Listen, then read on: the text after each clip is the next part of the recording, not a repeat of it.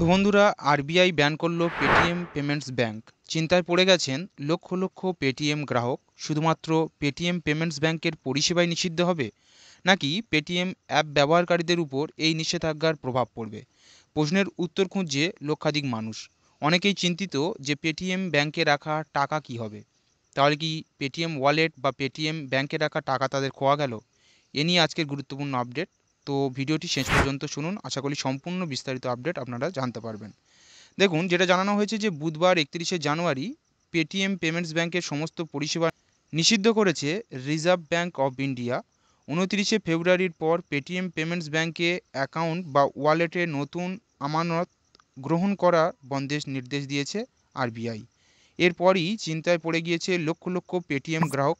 তো বন্ধুরা, পূর্বেই আমি আপনাদেরকে জানিয়েছি যে ভারতবর্ষের প্রায় লক্ষাধিক মানুষ কিন্তু এই পেটিএমের গ্রাহক রয়েছে, যারা এই পেটিএমের বিভিন্ন রকম সার্ভিস নানাভাবে ইউজ করে থাকে। তো পেটিএম ছাড়া বর্তমানে কিন্তু আমরা অনেকেই রয়েছি যারা কিন্তু পেমেন্ট করি না। সেক্ষেত্রে লক্ষাধিক গ্রাহক কিন্তু সমস্যায় পড়বেন। শুধুমাত্র পেটিএম পেমেন্টস ব্যাংকের পরিষেবাই নিষিদ্ধ হবে, নাকি পেটিএম অ্যাপ ব্যবহারকারীদের উপরও এই নিষেধাজ্ঞার প্রভাব পড়বে? এ নিয়ে কিন্তু একাধিক প্রশ্ন খুঁজছে লক্ষাধিক মানুষ।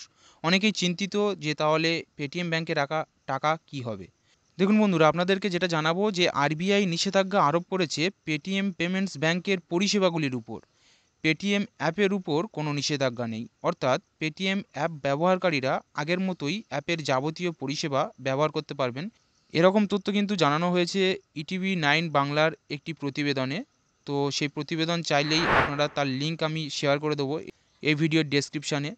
তো অনেক মাধ্যম থেকে বলা হচ্ছে যে কোনো রকম সার্ভিসে প্রভাব পড়বে না, এবং আরবিআইয়ের গাইডলাইন বলছে কিন্তু 29শে ফেব্রুয়ারির পর থেকে কিন্তু সমস্ত সার্ভিস বন্ধ হয়ে যাবে। তো পেটিএমের তরফ থেকে আগেও আমি আপনাদেরকে জানিয়েছি যে এখনও পর্যন্ত নির্দিষ্টভাবে কোনো নির্দেশিকা জারি করা হয়নি তাদের গ্রাহকদের জন্য। তাই বন্ধুরা, যা কিছু আপডেট এখনও পর্যন্ত পাওয়া যাচ্ছে সবই কিন্তু বন্ধুরা একটা অনুমানের উপর ভিত্তি করা নিউজ। তো দেখুন, এছাড়াও আরও যা বলা হয়েছে ওই প্রতিবেদনে, 2022-এর 11ই মার্চ পেটিএম পেমেন্টস ব্যাংকে নিষিদ্ধ করেছিল ভারতীয় রিজার্ভ ব্যাংক। সেই সময় ব্যাংক পেটিএম পেমেন্টস ব্যাংকে নতুন গ্রাহক গ্রহণ করা থেকে বিরতি থাকার নির্দেশ দেওয়া হয়েছিল। সেই নিষেধাজ্ঞা এখনও বলবৎ আছে। পেটিএম পেমেন্টস ব্যাংকে তাদের সম্পূর্ণ আইটি সিস্টেম এডিট করতে বলেছিল আরবিআই। এই অডিটে বেশ কিছু ত্রুটি পাওয়া গেছে। এরপরই আরবিআই পেমেন্টস ব্যাংকের উপর কঠোর নিষেধাজ্ঞা জারি করেছে। আরবিআই নিষেধাজ্ঞা জারির পর পেটিএম পেমেন্টস ব্যাংকের গ্রাহকরা তাদের সেভিংস এবং কারেন্ট অ্যাকাউন্ট, প্রফিটের সুবিধা, ওয়ালেট, মোবিলিটি কার্ড ইত্যাদির মতো পরিষেবা ব্যবহার করতে পারছেন না, এবং অনেক গ্রাহক রয়েছে কিন্তু বর্তমানে তাদের যে ব্যালেন্স রয়েছে তা কিন্তু ট্রান্সফার করে অনেক কিন্তু কাস্টমার সাপোর্ট কমিয়ে নিয়েছে এই ব্যাংকের উপর থেকে। পেটিএম অ্যাপের ওয়ালেটে যারা টাকা রেখেছেন, আরবিআই নিষেধাজ্ঞার কোনো প্রভাব পড়বে না তাদের উপর, এমনটাই কিন্তু জানানো হয়েছিল। ইউপিআই এবং আইএমপিএস এর মতো পেমেন্ট পরিষেবাগুলিও আগের মতন ব্যবহার করা যাবে। পেটিএম পেমেন্টস ব্যাংকের অ্যাকাউন্টও টাকা তোলা বা টাকা ফেলার মতো ফান্ড ট্রান্সফার করা যাবে। 2024-এর মার্চ থেকে কোনো Paytm wallet, FASTag, national mobility card ইত্যাদি প্রপেটি সুবিধাগুলি আর টাকা জমা করা না গেলেও পেটিএম অ্যাপ থেকে টাকা তোলা বা ট্রান্সফার করা যাবে, এমনটাই কিন্তু সূত্র মারফত জানা যাচ্ছে। কিন্তু 1 মার্চের পর সেই ওয়ালেট বা অ্যাকাউন্টে টাকা গ্রহণ করা যাবে না। তবে ওই অ্যাকাউন্টে সুদের টাকা ঢুকতে পারে। কোথাও ক্যাশব্যাক অফার থাকলে সেই টাকাও ঢুকবে, এমনটা কিন্তু জানানো হয়েছে। টাকা ফুরিয়ে না যাওয়া অবধি ফাস্ট্যাগ, ন্যাশনাল মোবিলিটি কার্ড ইত্যাদিও ব্যবহার করা যাবে, কিন্তু 1 মার্চের পর এতে আর কোনো টাকা রাখা যাবে না, এমনটা কিন্তু আরবিআইয়ের কঠোর নির্দেশ রয়েছে। আরবিআইয়ের এই ঘোষণার পর থেকে আতঙ্ক তৈরি হয়েছে লগ্নিকারীদের মধ্যে, অর্থাৎ যারা বিনিয়োগ করে থাকে, যার জেরে ক্ষতির মুখে পড়ছে পেটিএম। বর্তমানে অনেক কাস্টমার সাপোর্ট কমে গেছে, এবং একাধিক গ্রাহক কিন্তু পেটিএমকে অলরেডি ছেড়ে দিয়েছেন। বর্তমানে সংস্থার শেয়ারের দাম ক্রমশ পড়ে যাচ্ছে। বাজারে বিশেষজ্ঞদের অনুমান পেটিএমের 450 কোটি টাকা পর্যন্ত ক্ষতি হতে পারে এই নিষেধাজ্ঞার ফলে। বৃহস্পতিবারই পেটিএমের শেয়ার দর 20% নেমে গিয়েছে বলে সূত্রের খবর। বুধবার এই পেটিএম পেমেন্টস ব্যাংক বলেছিল আরবিআই নির্দেশাবলী মেনে চলার জন্য তারা অবিলম্বে পদক্ষেপ গ্রহণ করবে। এদিন সংস্থা আরও বলেছে, বিনিয়োগকারীদের জন্য এই যে লগ্নিকরণ ব্যবস্থা তা কিন্তু তাদের সুরক্ষিত রয়েছে। পেমেন্টস ব্যাংকে আরবিআইয়ের সাম্প্রতিক নির্দেশাবলীর প্রভাব পেটিএম মানির কর্মকাণ্ডে পড়বে না, এমনটা কিন্তু পেটিএমের তরফ থেকে জানানো হয়েছিল।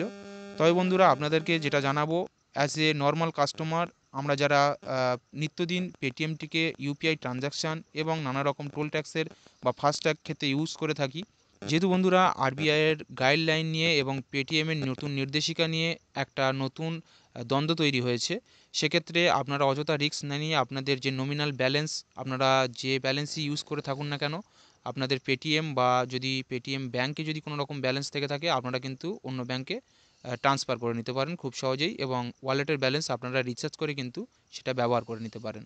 এরপরে যদি আবারও নর্মাল অবস্থায় বা পেটিএমের তরফ থেকে নতুন কোনো নির্দেশিকা জারি করা হয় কাস্টমারদের জন্য, যেটুকু নানা রকম প্রতিবেদনে বলা হয়েছে, কিন্তু সব রকম সার্ভিস ইউজ করা যাবে, কোনো রকম সমস্যা হবে না। আবার কোথাও বলা হয়েছে 29শে ফেব্রুয়ারির পর থেকে কিন্তু সমস্ত রকম সার্ভিস বন্ধ হয়ে যাবে।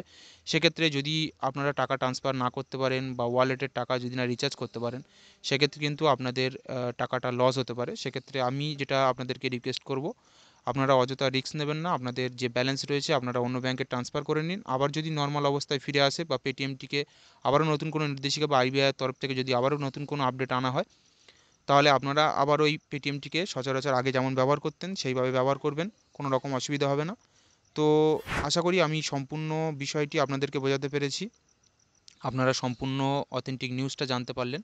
আমি যে প্রতিবেদন সম্পর্কে আপনাদেরকে জানালাম, যদি আপনারা সেই প্রতিবেদন পড়ে দেখতে চান, তার লিঙ্ক আমি নিচের ডেসক্রিপশানে দিয়ে দেবো, আপনারা নিজেরাই সেই লিঙ্ক ভিজিট করে এই প্রতিবেদন পড়ে নিতে পারেন। এটা টিভি9 বাংলার একটা অথেন্টিক নিউজ, খুবই জনপ্রিয় একটি চ্যানেল। তো এরকম আরও নিত্য নতুন নানা সরকারি এবং গুরুত্বপূর্ণ আপডেট আমাদের এই চ্যানেল থেকে সবার আগে সবার প্রথম পাওয়ার জন্য অবশ্যই চ্যানেলটিকে সাবস্ক্রাইব করতে ভুলবেন না।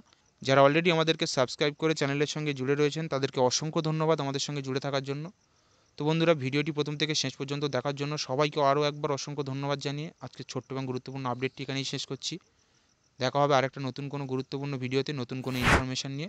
ততক্ষণের জন্য সবাই ভালো থাকবেন, সুস্থ থাকবেন।